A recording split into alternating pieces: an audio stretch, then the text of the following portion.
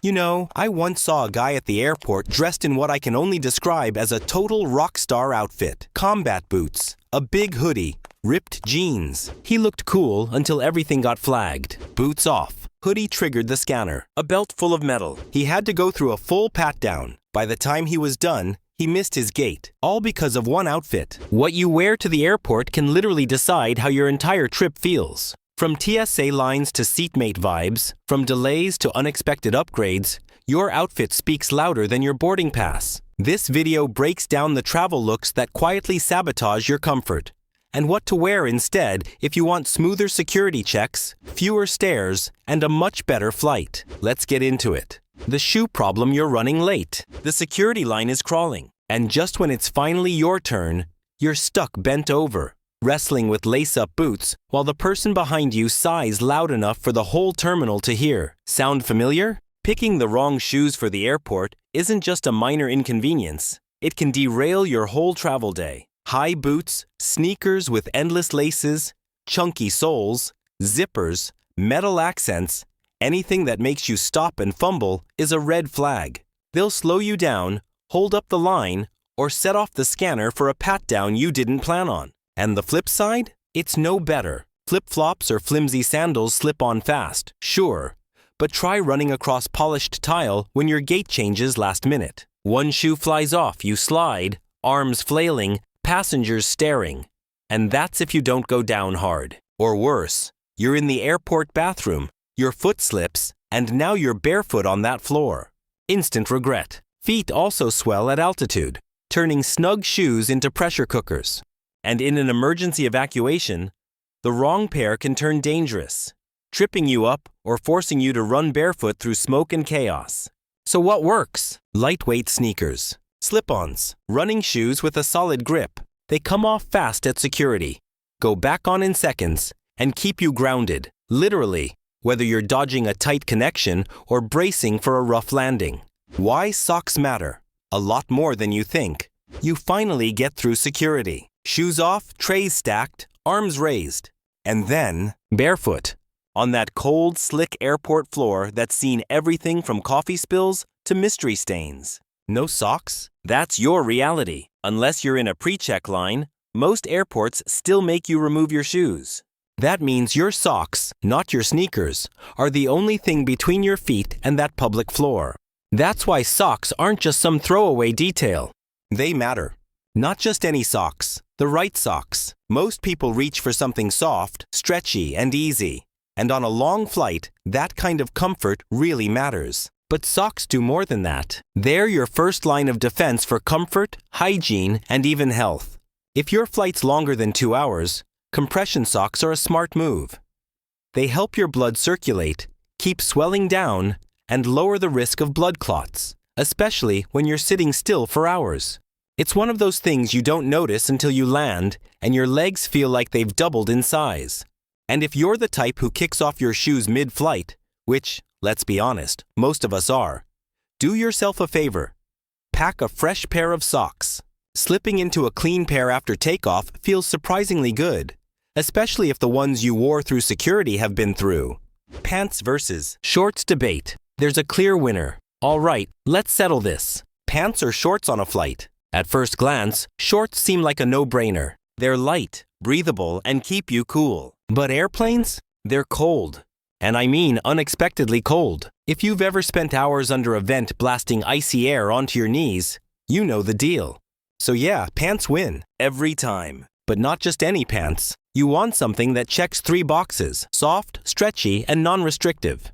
Think joggers or travel-friendly chinos. Anything with a loose waistband is a plus, especially if you tend to bloat mid-flight, which most of us do. Tight waistbands, belts, stiff fabric? That's a no. And here's something most travelers don't think about: safety. Leggings and other synthetic materials can actually put you at serious risk if there's ever a fire on board. So skip the synthetics. Natural fibers like cotton or wool are a smarter, safer choice, and still plenty comfortable for a long-haul flight. Fit matters too. Wide leg pants might look stylish, but they're a nightmare in transit. They drag on bathroom floors, get caught on escalators, and pick up every bit of airport grime along the way. Stick to tapered or slim fits. Cleaner, neater, safer. And here's a big one. Avoid jumpsuits or rompers. They look great until you're in a cramped airplane lav and realize you have to basically undress just to pee. Not ideal at 35,000 feet. The underwear mistake. That could ruin your whole flight. It's not the first thing most people think about when packing for a flight, but it should be. Get your underwear wrong and you'll feel it the entire way. Hours in a cramped seat. Dry cabin air. No room to move. That's already uncomfortable. Now add underwear that's too tight, traps heat, or holds moisture. You're in for a miserable ride. Here's what to avoid. Anything synthetic that doesn't breathe. Lace, shapewear, snug blends, they look great. But in a pressurized cabin, they turn into a personal sauna. Your best bet. Cotton, merino wool, moisture-wicking microfiber. Brands like Uniqlo Airism, The White Company, and Icebreaker Merino make travel-friendly options that stay cool, dry, and breathable, even when your plane doesn't. And don't forget about fit. On long flights, your body swells, especially your waist and hips. So what felt fine in the morning might start digging in halfway through the flight. Tip: go one size roomier than usual for extra comfort when you're stuck in a seat for hours. Also, always pack a backup pair in your carry-on. You may not think you'll need it until you do. Someone once sat through a 10-hour flight in damp underwear because they forgot to bring a spare. Don't be that person. Build the perfect airport outfit. You've got the shoes, socks, and pants figured out. Now let's zoom out and talk big picture. How do you build an outfit that works from check-in to touchdown? Start with your layers. The key isn't fashion, it's flexibility. Planes fluctuate in temperature constantly, and you never know if the gate lounge will feel like a fridge or a sauna. So go with layered clothing you can add or peel off easily. A base t-shirt, a lightweight crew neck, and a breathable outer jacket give you options without adding bulk. Now about that outer layer. Choose a jacket with real storage, not just tiny pockets that hold a lip balm, but deep, zippered ones. You'd be surprised how much weight you can shift out of your carry-on. Power banks, phone chargers, maybe even your laptop brick.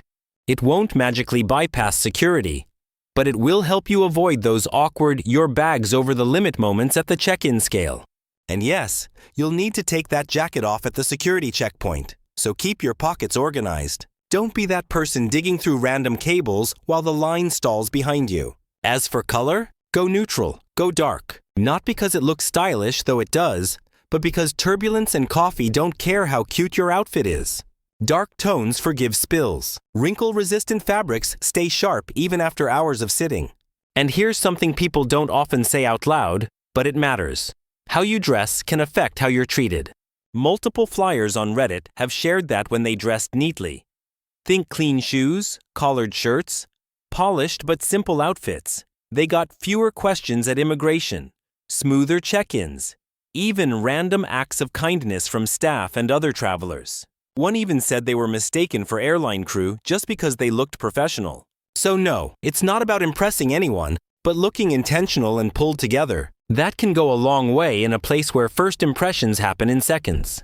Accessories? Keep it simple. One watch. Small studs if you wear earrings. Nothing bulky. Nothing that sets off metal detectors. Skip the belt if you can. You'll have to take it off at the security checkpoint anyway. And no one wants to fumble with buckles while the line inches forward behind them. Because at the end of the day, a great airport outfit isn't just about looking good. It's about moving smart, staying comfortable, and being ready for whatever the journey throws at you. Common outfit fails. That backfire mid-flight. Let's talk about flight outfits that sound good in theory, but fall apart at 35,000 feet. One of the biggest offenders, clothes that trap odors. Fabrics like polyester and rayon might feel light, but after hours in a dry, cramped cabin, they start holding on to sweat and smells. If you're flying long haul or just unlucky enough to get stuck on the tarmac, you'll be glad you picked something that breathes. Next up, outfits that don't adapt. That top that felt fine at 8 a.m. might start cutting into your ribs by hour 3. Tight waistbands, scratchy seams, stiff collars. They don't mix well with airplane posture. The same goes for fussy details. Straps that slip, buttons that pop, sleeves that never sit right.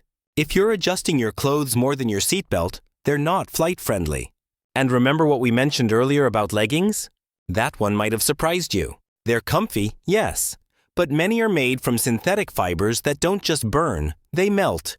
In the rare but very real chance of an onboard fire or emergency evacuation, those materials can stick to your skin and cause far more serious injuries than cotton or wool ever would. This isn't just travel folklore.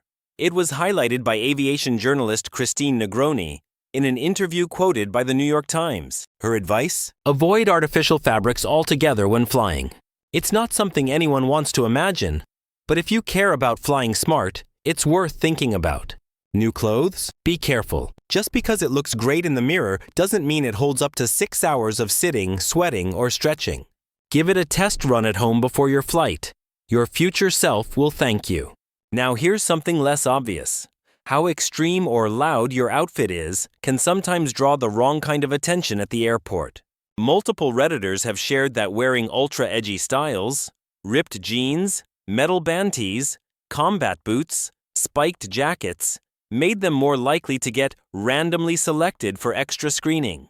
One even said that after switching to a low-key travel look, plain joggers, a soft sweater, and covered tattoos, those extra checks practically stopped.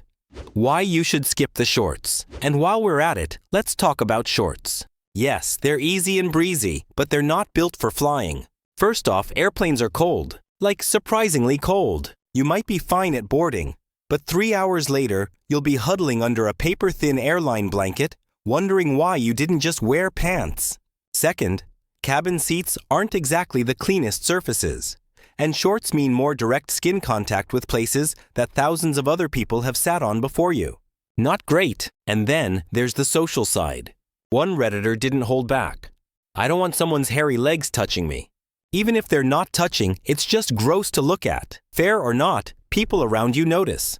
And in tight quarters, dressing a little more considerately makes a difference. Bottom line, if your outfit would be uncomfortable during a delay, distracting in a middle seat, or even a little awkward during an evacuation, maybe rethink it. Fly in something that supports you, respects your space and everyone else's, and you'll land in a much better mood. Accessories that'll hold you up at security. You've got the perfect airport outfit. Comfy joggers, slip-on sneakers. But that watch, those earrings, or even an AirTag, they can turn you into the security line's VIP. For all the wrong reasons, take accessories. Your sleek smartwatch or chunky rings. Stylish, sure. But to TSA scanners, they're trouble. Picture this.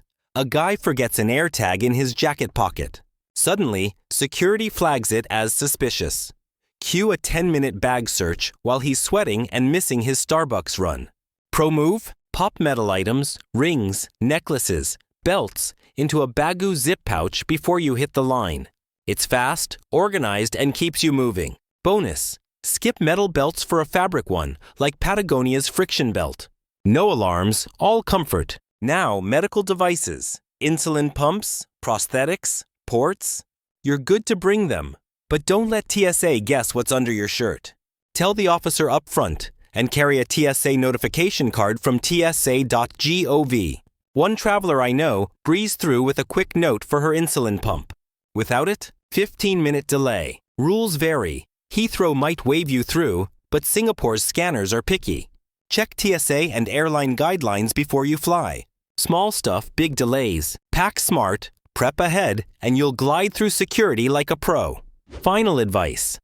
Dress with strategy. That's the thing about air travel. So much of it is out of your control. But what you wear, that's all you. And when you dress with a little strategy, comfort, function, and a touch of common sense, you'll feel it. In the security line, in your seat, even when you're racing to make that connection. So the next time you pack, don't just think about where you're going. Think about how you're getting there. A smart outfit won't fix a delayed flight, but it will definitely make the wait a whole lot easier. If you've got a go-to airport outfit or a travel wardrobe, fail you'll never forget. Drop it in the comments. I want to hear it. And if this helped you rethink what to wear on your next flight, don't forget to like and subscribe for more travel smart tips.